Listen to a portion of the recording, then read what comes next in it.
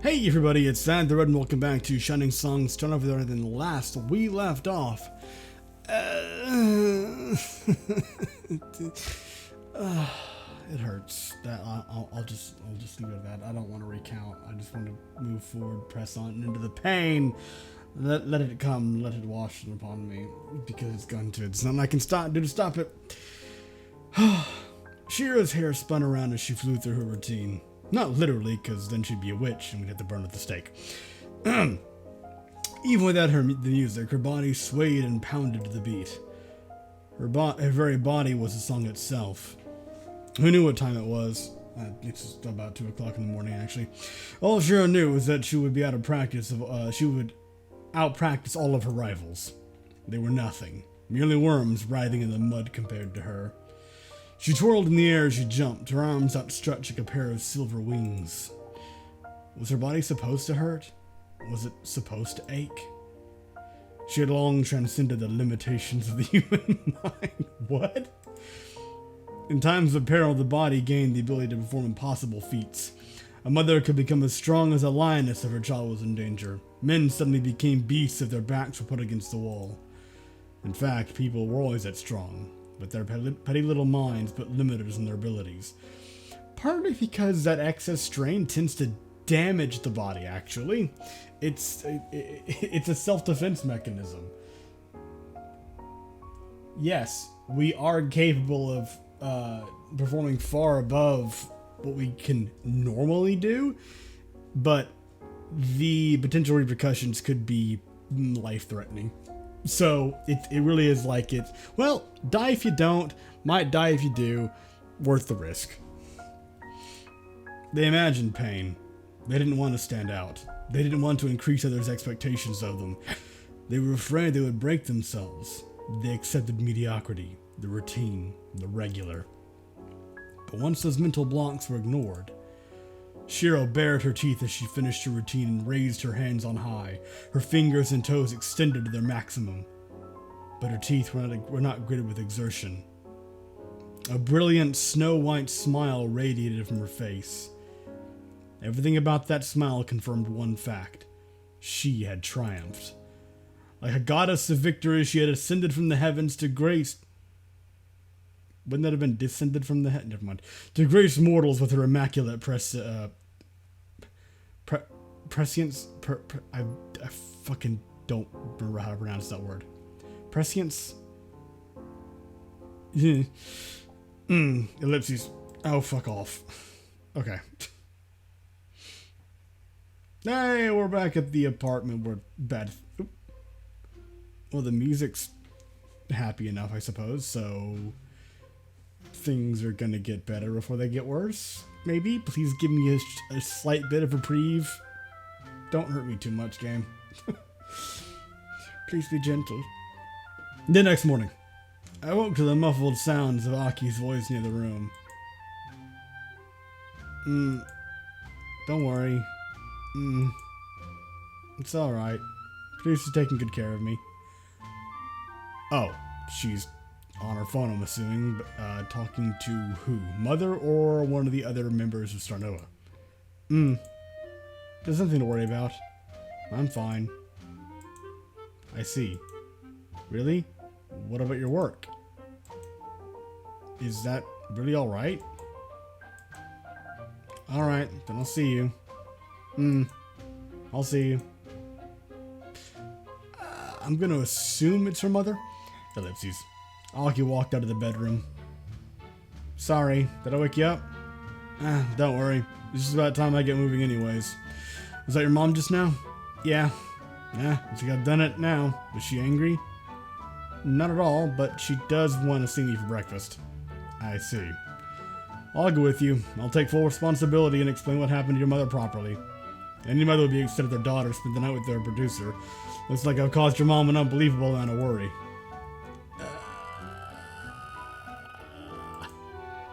It's not like I'm still a child. Even though you're legally emancipated now, you're still young. Anyways, get washed up. Let's go see your mom together and clear this misunderstanding up. Alright. Also, it's pretty poor choice of words.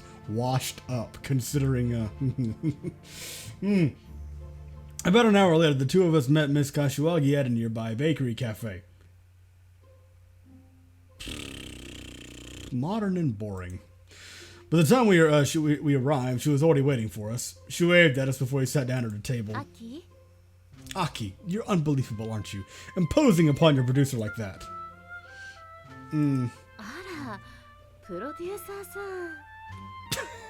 Ara me? I'm so sorry you had to deal with this daughter of mine, Producer-san. Thank you so much for looking after her. No. Moreover, it's I who should be apologizing here, Kashiwagi-san. In a moment of foolishness, I allowed your daughter to rest over my apartment after she stayed late practicing after hours. I beg your forgiveness for this grave breach of protocol and promise that Shining Productions will return your daughter to you after hours now without fail.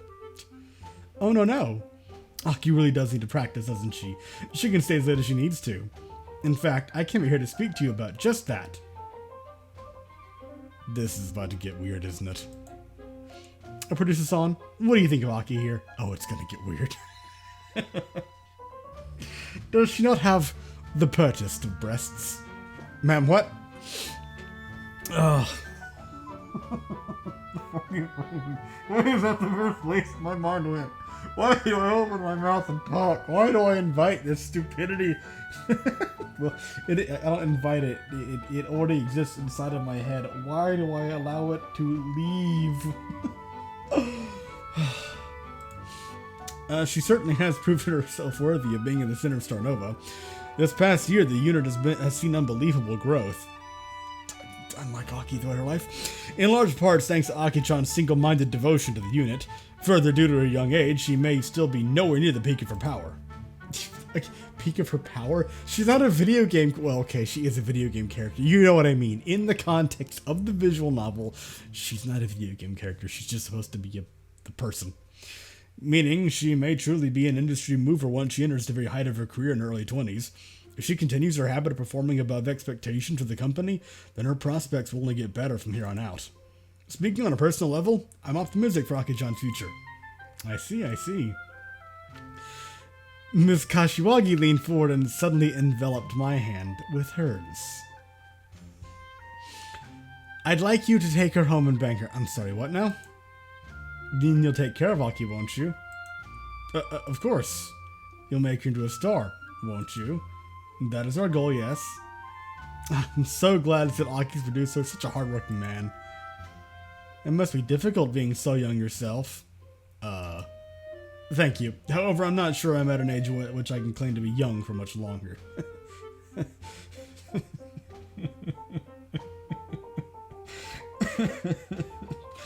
No, I'm not just... I didn't just suddenly start thinking about myself. What are those pills? Never mind. I don't have a hot drink nearby.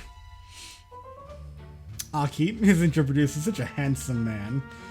Don't you think he just have the hardest and thickest of dicks? Okay. Thank you very much. Then mustn't you two get going? Wow, you're just gonna leave it at that? Just the implication alone? You're not even gonna... I mean... Okay, it would get a lot weirder if you did, and I'll admit there's a part of me that, for entertainment's sake, would like that to happen just because it'd be funny. But I'm honestly shocked that she's not going to push any harder than that. It is so. I would hate to take too much of your time as well. Miss Kashiwagi looked into her cell, apparently looking like she was in a rush.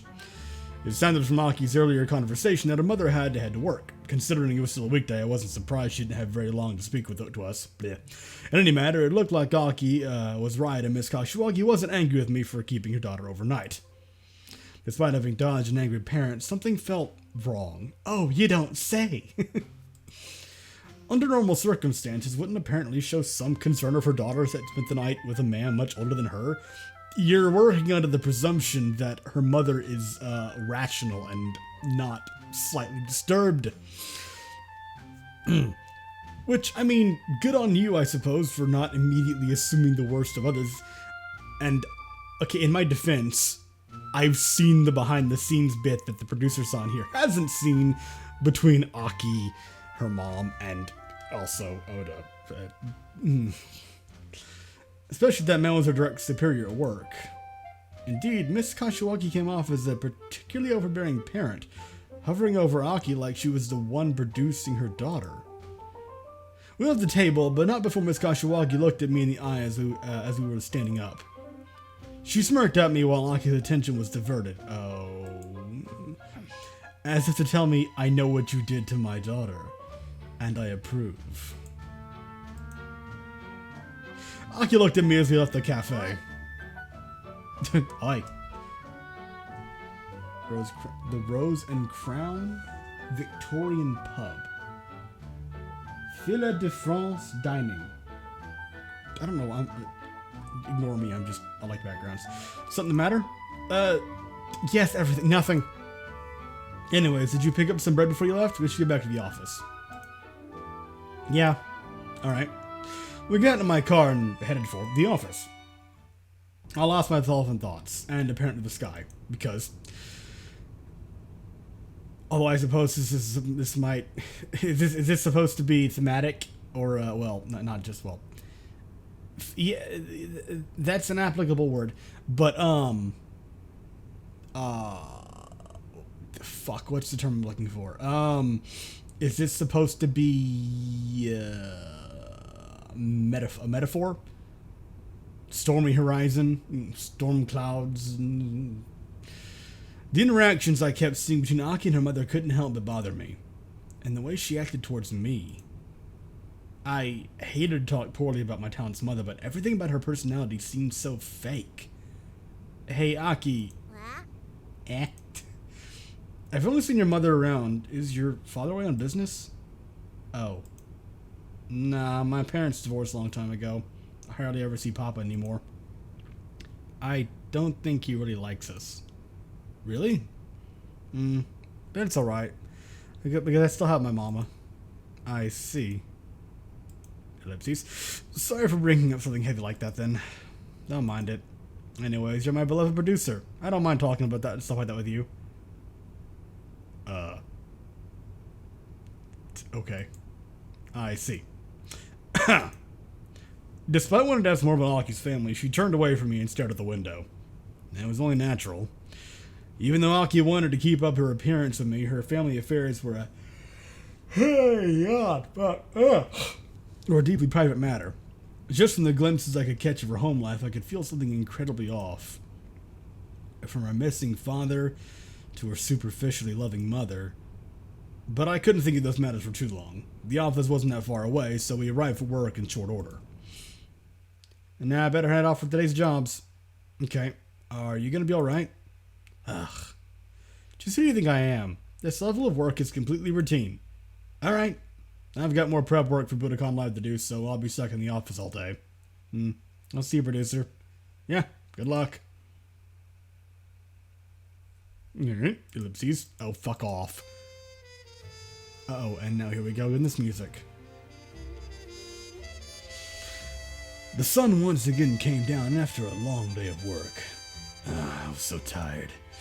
As a matter of fact, everyone was dead tired.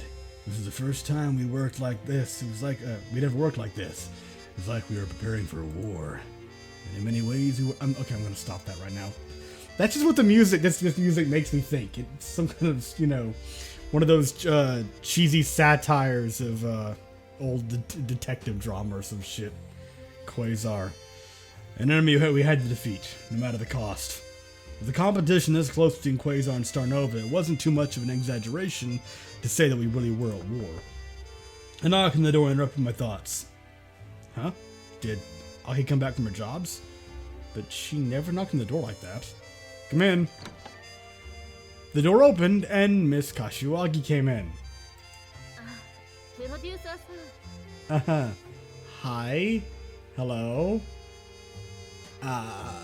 Is this where it really gets weird? In that case, I'm gonna go ahead and end the episode here. I think it's run long enough if I've been keeping proper track of time, but then again, basic math. Don't mix up your fucking letters. Basic math isn't exactly my forte, never has been, never will be. But in any case, yes, I'll end it here. Thank you very much for watching. I hope you enjoyed, and I will see you next time when things are just looking so... Mmm.